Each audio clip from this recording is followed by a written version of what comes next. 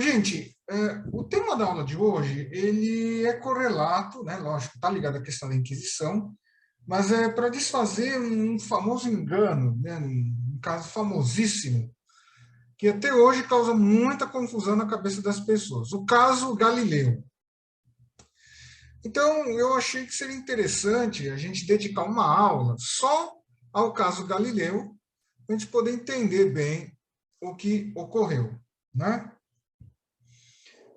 Bom, nós vamos, ao fim da minha apresentação, assim espero, perceber que muito do que se fala do caso Galileu, ele é fruto de julgamentos apressados, de equívocos, enfim. Vamos em frente.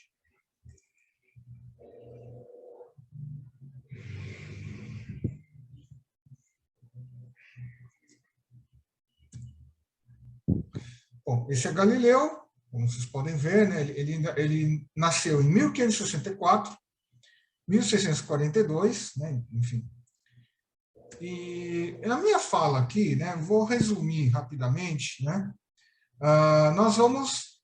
Eu vou trabalhar, né, até o fim da minha fala, eu espero abordar 3 pontos importantes. Primeiro, o caso Galileu é uma das maiores armações, vamos dizer, pseudo-históricas de todos os tempos. Eu espero até o fim da minha fala demonstrar isso. Primeiro, atribuir o caso Galileu à Idade Média. Como nós vimos, Galileu nasceu na segunda metade do século XVI, ou seja, fora da Idade Média, e morreu na primeira metade do século XVII, muito mais fora da Idade Média. Galileu foi processado 2 vezes pela Inquisição, no ano de 1616 e 1633, né, pela Inquisição dos Estados Pontifícios, né, na Itália. Costuma-se dizer que ele foi queimado vivo pela Inquisição. Não é verdade, né? Ele chegou a receber uma pena de morte, mas foi imediatamente comutada em prisão doméstica, né? Prisão domiciliar, e pouco tempo depois ele foi libertado. Nós vamos logo entender por quê. E, por fim, eu acho que o grande ponto que já antecipar, né, a nossa discussão aqui, o caso Galileu, ele é usado classicamente para contrapor a ciência e a religião, fé e ciência, né? Enfim. Então, Galileu ele se torna uma espécie de mártir da ciência, né? Vamos demonstrar que a coisa não foi bem assim, né? Vamos em frente. Então, falar um pouquinho da vida de Galileu, né? Aqui eu montei uns slides, a gente coloca um monte de coisa, mas de desigualdade de tempo a gente não tem como falar de tudo isso, né? Mas, enfim, Galileu, ele nasce em Pisa, na Itália, né? Ele vinha de uma família de 6 irmãos, né? Quando jovem, pensou em se tornar padre, mas aos 17 anos, por pressão do pai, ele entra para a Universidade de Pisa, né? E ainda na época da universidade, né, da sua faculdade, percebem que ele é um jovem excepcional, né, inteligentíssimo, enfim. E graças a um padrinho poderoso, né, chamado Stilio Ricci, né, matemático do Grande da Toscana, ele se interessa pela matemática, né. Naquele período, né, no fim do século XVI, dificilmente um jovem se tornava um grande estudioso, intelectual, sem um patrocinador poderoso. Nós vamos ver que isso é muito importante para entender o desenvolvimento da vida do Galileu. Em 1589, ele se torna professor de matemática na Universidade de Pisa, né? Mas poucos anos depois ele troca pela Universidade de Pádua, né? Pádua, na época, era uma das grandes universidades prestigiosas, não só da Itália, como da Europa, né? E em 1595 ele começa a se interessar pela astronomia. E esse é um ponto importante, né? Esse interesse de Galileu pela astronomia. Uma coisa importante na vida de Galileu é que ele nunca se casou, né? Nunca casou formalmente na igreja, né? Eu não soube descobrir bem o porquê, né? Uma mulher chamada Marina Gamba, com quem teve 3 filhos, Virgília, depois se tornaria uma irmã Clarissa, né? Para quem não sabe, a ordem franciscana ela se divide em três partes, né? Três. Então tem a ordem primeira, que são os irmãos, tem as clarissas, né, que são as irmãs, e por fim a ordem terceira, que são os leigos ligados à ordem franciscana. Então a Virgília, ela é ligada à ordem segunda, né? Era uma irmã clarissa, uma discípula de Santa Clara de Assis, né? E a partir de 1599 é que começa um dos períodos mais produtivos da vida de Galileu, né? Principalmente na área da física, né, da cinemática e da mecânica. Então, eu vou mostrar aqui o próximo slide, a demonstração, né, dos mais famosos experimentos de Galileu, onde ele prova que se não fosse a resistência do ar, dois corpos de pesos diferentes atingiriam o solo ao mesmo tempo. Isso é uma coisa que a gente já viu na escola, a gente não consegue entender. Mas de onde tirou isso? Há uma lenda que diz que Galileu, como ele era de Pisa, ele usou a torre de Pisa, né, e jogou lá de cima os corpos, uma pena, um peso. Não é verdade. Ele utilizou esferas de rolamento que desceram num plano inclinado. Por que o plano inclinado? Porque o plano inclinado tem menos resistência do ar. Então, as bolas, elas descem, percorrem a mesma distância, né? E tem esse negócio aqui, não sei se dá para ver, são campainhas. Então, pela velocidade do toque das campainhas, Galileu era capaz de calcular a velocidade com que as esferas rolavam, né? Pelo plano inclinado. Esse, na verdade, é o experimento, né? Então, a Torre de Pisa, embora ele se imaginou isso porque ele, como vocês podem perceber no primeira parte da vida dele, ele é muito ligado à cidade de Pisa, mas nada a ver, né? Bom, vamos para frente, porque professor de história falar de física e matemática é uma desgraça, né? Outra coisa importante, outra grande contribuição de Galileu à ciência é que ele criou o método científico, né? Que é isso que a gente aprende até hoje na escola. Então, você observa um fenômeno, no caso, voltando ao experimento anterior, a queda do corpo, aí levanta-se uma hipótese, né, para o fenômeno. Então, por exemplo, livres de atrito do ar, dois corpos atingem o solo ao mesmo tempo. Depois eu crio um experimento onde o fenômeno que eu quero estudar possa ser repetido e analisado, no caso é a rampa, não. No caso do físico seria o laboratório, enfim, o local de testes. Depois, medir, matematizar o fenômeno e poder prever o mesmo, ou seja, repeti-lo no laboratório, ou através de formulações matemáticas, né? E assim, Galileu é considerado, então, o primeiro cientista moderno, né? Então, vejam que Galileu está inserido numa grande mudança de método de pensar da sua época, modo de pensar da sua época, que rompia com a ordem vigente, que vinha da Idade Média, né? Então, isso é um ponto muito importante para entender depois os processos que Galileu vai sofrer diante da Inquisição, né? Na verdade, não era uma questão de heresia, era uma questão de visão de mundo, né? Quer dizer, Galileu ele já despontava o futuro, o Galileu representava o futuro, enquanto que seus inimigos, seus críticos, ainda eram o passado, ou o presente, podemos dizer assim. Mas como que se via o mundo? Né? Qual era a visão de mundo que tinha os sábios na época de Galileu? Né? Então, vamos agora ver um pouco sobre como era a ciência no tempo de Galileu. Né? Então, como nós vimos, né, Galileu nasceu na segunda metade do século XVI. Nesse período, né, fim do século XVI para o XVII, a neoescolástica já não vivia seu auge. Né? A neoescolástica tinha sido revigorada ao longo do século XVI, né? Através de grandes pensadores, principalmente espanhóis da Universidade de Salamanca, mas já não estava mais no seu apogeu. Né? O que existia era um apego à herança de São Tomás, né? Mas sem o mesmo espírito renovador da filosofia de Tomás, né? Da teologia de São Tomás de Aquino. Isso, inclusive, um adendo que eu vou colocar aqui, esse é um dos grandes problemas, até hoje, que a gente tem ao estudar a teologia católica. Quer dizer, São Tomás foi tão genial, tão inovador em tantos campos da teologia, da filosofia, que durante muito tempo as gerações seguintes de pensadores achavam que não eram capazes de trazer nada de novo. Então havia só o quê? A repetição. Então, comentários e ficar em cima, repetir as ideias de Tomás de Aquino e de Aristóteles. Pior, nesse período começa a se adotar todas as visões que tinham Tomás de Aquino e Aristóteles como corretas, né? Entre elas a visão de mundo, né, que São Tomás apresentava, que era, por sua vez, herdeira da de Ptolomeu, né, século II depois de Cristo, né, que, por sua vez, era o sistema astronômico adotado, né, em boa parte por Aristóteles e também por Tomás de Aquino.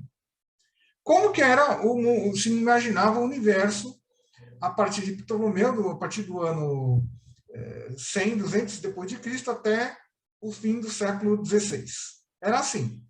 Era o chamado modelo geocêntrico. Geo, terra, centro. Né? Então, a ideia de que, como dá para ver aqui, a Terra está no centro do universo e todos os demais corpos giram em torno da Terra, né? E, além disso, estão as estrelas, né, que, segundo esse modelo, elas estariam fixas, né, no céu, estariam fixas, numa espécie de abóbada de cristal, né? E esse modelo geocêntrico, ele perdurou por milhares de anos, como podemos ver, né? Isso, já na Idade Média, no começo da Era Moderna, a partir do começo do século XX, alguns astrônomos começavam a desconfiar se o modelo geocêntrico era o verdadeiro, porque dentro do modelo geocêntrico, você, para calcular a trajetória dos planetas, né, aliás, daí que vem o nome planeta, em grego é errante, né?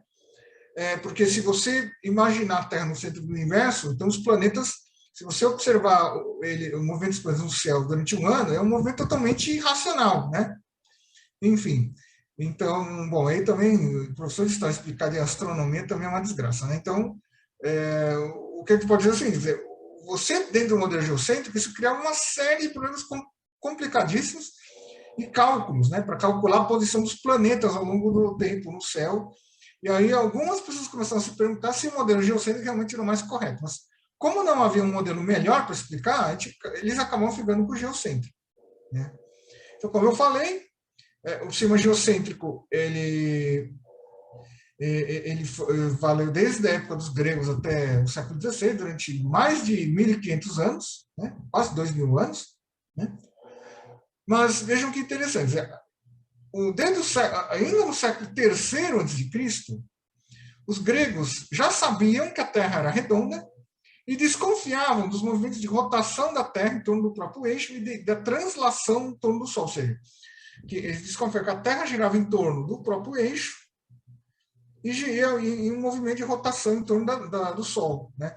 Mas, com os conhecimentos astronômicos da época, a tecnologia da época, achavam que era um absurdo, né? Por exemplo, né, já no século III a.C., já se calculava com alguma precisão o diâmetro da Terra, né? E eles imaginaram, a partir do diâmetro da Terra, que a velocidade de rotação seria em torno de 1.750 km por hora, o que era uma velocidade absurda, né? Você imaginar para a tecnologia de transporte da época dos gregos, o cavalo, a caoa, a pé, correndo, eles não, era uma velocidade inimaginável, né? Para nós ainda é difícil de imaginar, imagina naquela época, né? Então eles abandonaram o sistema que não fosse o geocêntrico. Só que aí, chegando no século XVI, né, uma, duas gerações antes de Galileu, vai viver o astrônomo Nicolau Copérnico, que ele propõe o sistema heliocêntrico, ou seja, onde o Sol está no centro do sistema, né? E a Terra, juntamente com os outros planetas, giraria em torno do Sol, né? Enfim. Então, Copérnico vai dar o nome desse movimento de revolução, ou seja, a revolução é o tempo que o astro leva em um ano, é o planeta, para girar em torno da estrela, né? Agora, um ponto importante que às vezes a gente acaba deixando de lado, tanto na aula de história quanto nas de física e astronomia, é que o modelo heliocêntrico ele foi uma hipótese por séculos, porque não havia tecnologia para demonstrar. Ele só vai demonstrar no século XIX com um experimento chamado pêndulo de Foucault, né? Então, com os próximos slides, Então, aqui está o sistema heliocêntrico de Copérnico, né? Claro que uma escala simplificada, né? Os planetas não estão tão próximos assim uns dos outros, né? Enfim. Aliás, quanto mais afastado o planeta estiver do Sol, maior é a órbita, consequentemente, maior a distância de um planeta para outro, né? Enfim, então foi uma simplificação. Mais tarde, vai ter um outro astrônomo chamado Johannes Kepler, que vai demonstrar que o movimento dos planetas, a órbita dos planetas em torno do Sol, ela não é circular, mas é uma elipse, né? Então, está aqui Kepler, né? O homem que aperfeiçoou o sistema copernicano aí no século XVI, e aqui está a formulação do cálculo, né? Do movimento dos planetas. Então, o Sol está no... Ele imaginava que era uma elipse, e o Sol está em um dos focos da elipse, né? Ou seja, quanto mais perto do Sol o planeta gira, aqui é o perihélio, onde está mais acelerado, e o afélio é quando está mais lento, né? Isso, no caso do nosso planeta, ele determina, inclusive, a duração das estações do ano. Bom, gente, tem uma equação aí embaixo, eu não vou explicar, porque aí eu vou estar completamente fora da minha área. É loucura, né? Vamos em frente. E esse é um experimento do pêndulo de Foucault, né? Enfim, esse experimento foi no século XIX, usou-se a nave da Catedral de Notre-Dame em Paris, e com ela se demonstrou, sem foto de satélite, sem sobrevoo de avião em grande altitude, que a Terra estava girando em torno do Sol, né? Então, esse experimento, né, ele demonstrou, né, era um pêndulo que ia girando, só que, de acordo com o movimento de rotação da Terra, o pêndulo ele vai marcando diferentes posições em torno desse círculo aqui, com essas espécies de estacas, né?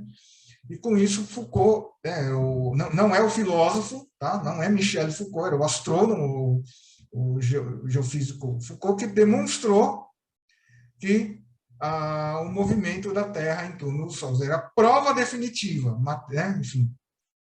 O experimento aqui é uma espécie de uma maquete, né? Uma reprodução dele. Bom, explicado isso, esse parênteses, vamos voltar um pouco à vida de Galileu. Então, nós vimos há pouco que eu falei, que Galileu estava empolgadíssimo, né, com essa nova tecnologia, né, essa nova astronomia, né?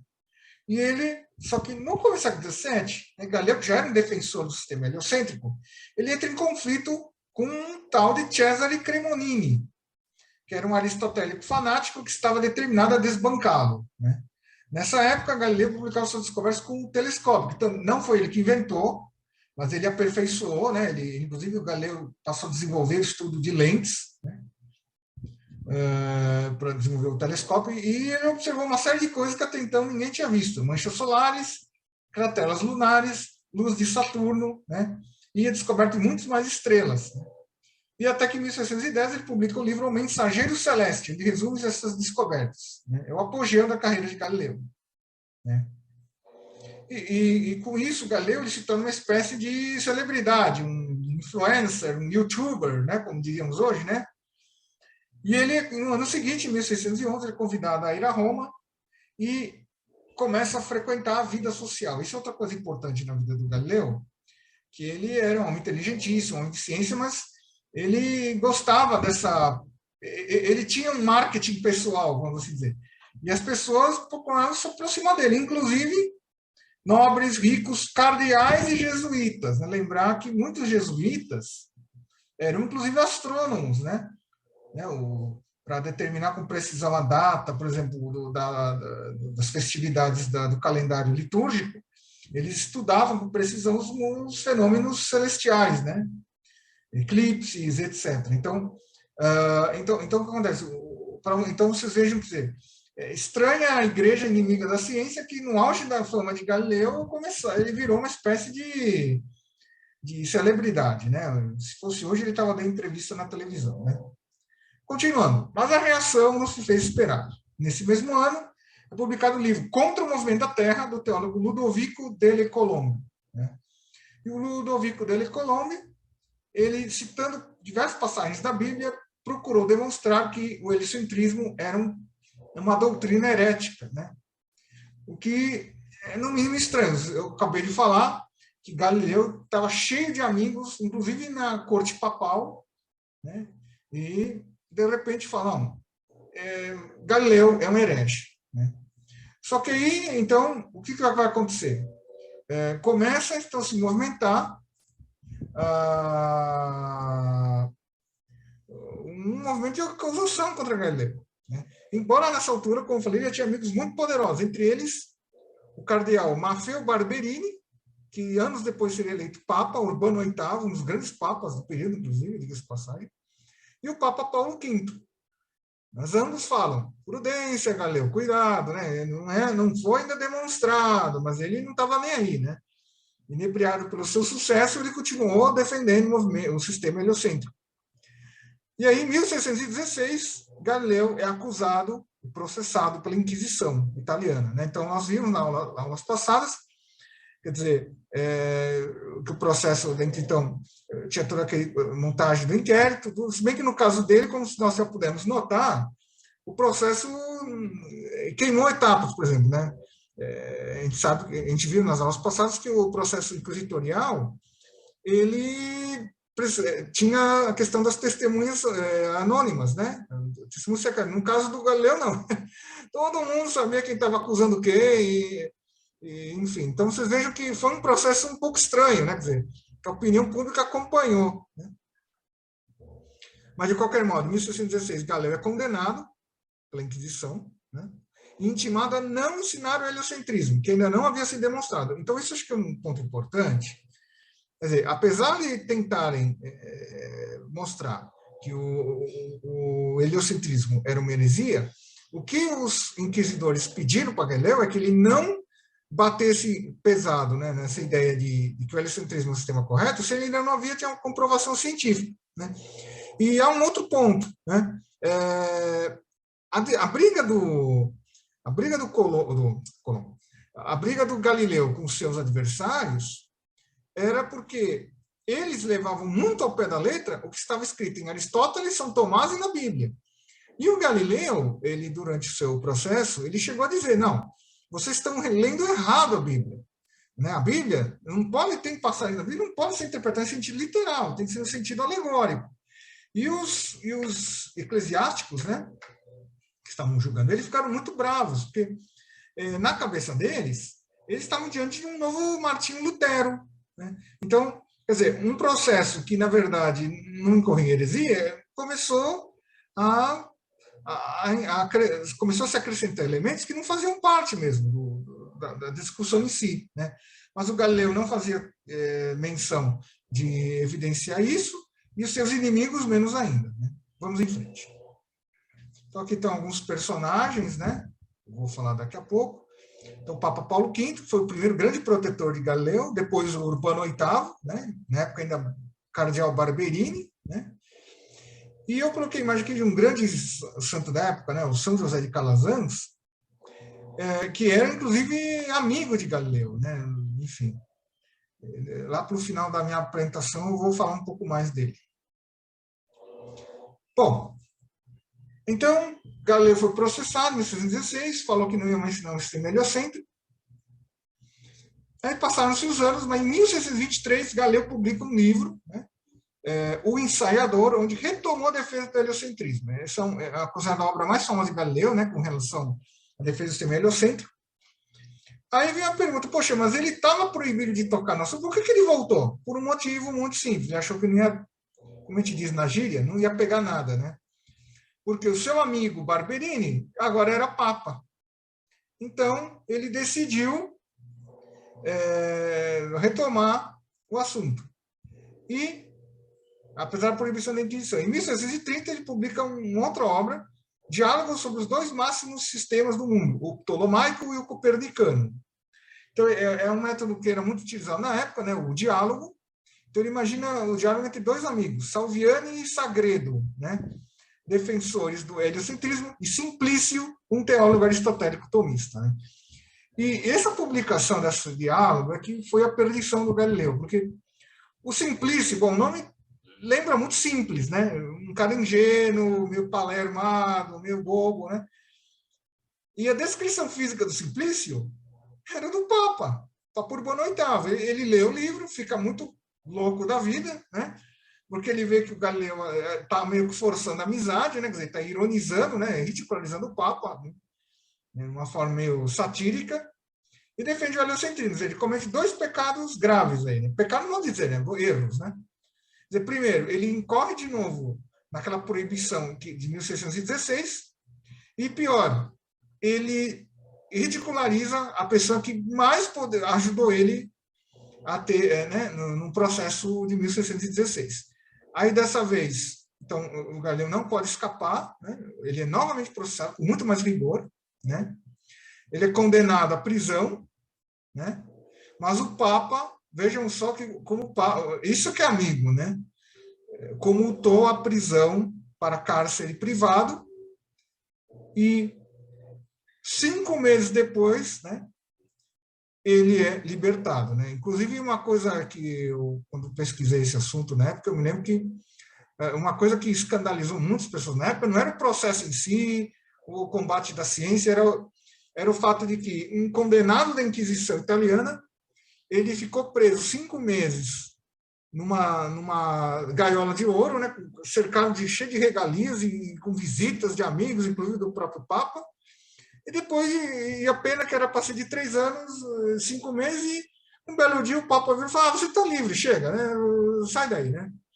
Então, o que tem de escandaloso na condenação do Galileu foi muito mais que ele teve uma série de regalias, né, que muitos outros acusados da Inquisição italiana na época não chegavam nem perto, né? Nós vimos, né, nos vídeos passados, como a Inquisição em Portugal e Espanha é muito mais rigorosa. E no caso do Galileu, como que a gente diz, né, passaram um pano, né?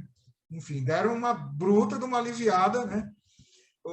Enfim, logicamente tudo isso contou com a ajuda dos amigos poderosos de Galileu. Aí, libertado, em 1633, 34, Galileu ele volta a Arcetri, perto de Florença, né? É uma propriedade particular dele, e tinha a vantagem que era perto do convento onde a filha dele morava, né? A filha que ele adorava. E uma coisa interessante, né? Quer dizer, nessa fase final da vida dele é quando ele produz as obras mais importantes para a ciência, principalmente sobre mecânica e resistência de materiais, né? Ou seja, o Galileu da maturidade, ele já é um Galileu que se deu conta que não adianta entrar em polêmicas, brigas, né? Defender pontos de vista a todo custo. E aí também vão se somando as tragédias, né? Em 1934, logo pouco depois do processo, a filha que ele tanto amava morre, e 3 anos depois ele perde a visão, né? E morre em 1642, né? E conta-se que, já agonizando, ele entrou em contato com São José de Calazans e pediu um padre para lhe ministrar os últimos sacramentos, a unção dos enfermos, o viático, etc. Então, vejam que estranho, né? O grande inimigo da religião e defensor da ciência tinha uma filha freira, era amigão do Papa, amigão de cardeais, amigão de padres, amigão de jesuítas. Lembrando que os jesuítas, nessa época, gozavam do apogeu da sua popularidade da igreja, né, como defensores da ortodoxia, e nos últimos instantes de vida recebeu os últimos sacramentos, morreu reconciliado com a igreja, se é que em algum momento ele realmente rompeu com a igreja, né? Enfim, vamos em frente. Aqui está a página de página de rosto das obras dele, né? O discurso, enfim, o diálogo e o discurso demonstrativo. Bom, o caso Galileu, gente, então, como eu tentei demonstrar muito, muito rapidamente, ele é uma lenda negra, quer dizer, ele é usado para tentar queimar o filme da Igreja Católica e enaltecer a ciência, né? Na verdade, o que eu tentei demonstrar é que houve falhas de ambos os lados, né? De um lado, Galileu, que de uma maneira até imatura, ele provocava situações, né, enfim, ele comprava brigas, né? E, por outro lado, o aristotélico tomismo já decadente do século XVI, do neotomismo já decadente, né? De neo já não tinha nada, que insistia nos pontos de vista do aristotelismo e do tomismo em assuntos marginais, né? De geometria, de astronomia, etc. Né? Enfim, Agora, esse ponto que eu levantei rapidamente que é importante, dizer, Galileu era tão genial que ele mostrou, olha, o problema é que nós temos que aprender a ler corretamente a Sagrada Escritura. Quer dizer, as escrituras não podem ser, certas passagens não podem ser lidas ao pé da letra. Quer dizer, aí citando uma frase do próprio Galileu, quer dizer, a Bíblia nos ensina como ir para o céu e não como funcionam os céus. Quer dizer, eu acho que essa é a grande sacada, né? Não há um conflito fé e ciência. A fé é algo do homem, dizer, o fim último do homem, a vida humana, né? Uma dimensão espiritual. A física, a astronomia, elas trabalham o funcionamento do mundo material. Quer dizer, na verdade, não são as inimigas, elas têm que se complementar. Né? Quer dizer, a ciência não tem por que explicar o porquê existe o universo, mas como existe o universo, né? Como ele funciona. Né? Acho que essa é a grande sacada que ajuda a gente a superar essa aparentemente guerra entre a fé e a ciência. Né? Tá? Que a gente vê muito em livro didático, aula de cursinho de vestibular, na mídia e mundo afora. Para terminar, uma frase de um homem, né, acho que insuspeito de ser inimigo da igreja, né, São João Paulo II, a frase dele que diz: Galileu, fiel sincero, mostrou-se mais perspicaz neste ponto, o modo de se interpretar a escritura, do que os seus adversários teólogos. Né? Então, veja, o Papa, né, ele mesmo entendia que Galileu, nesse ponto, a exegese de Galileu era mais precisa do que a de seus adversários. E para terminar, né, aí já aqui a gente sai um curso muito rápido sobre a Inquisição. Aqui alguns dos livros que eu utilizei, né, para montar essas aulas, né. Infelizmente alguns eu não vou esconder que são bem difíceis de localizar, né, alguns são importados, né, outros estão esgotados. Mas eu acho que esse tem outro ponto, gente. Para a gente entender esses assuntos polêmicos, a gente não pode se deixar vencer para a preguiça. Temos que ler, temos que correr atrás, temos que brigar, né? Porque a verdade ela não entra para a nossa cabeça como ciência infusa, né? Então tá aqui.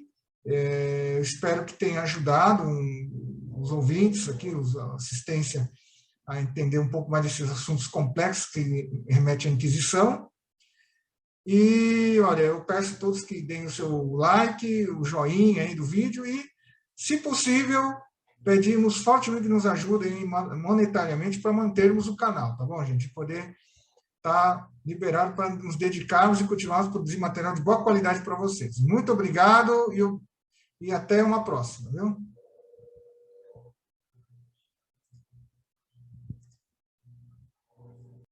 Gostou do vídeo? Não esqueça, dê o seu like, assine o canal, toque o sininho.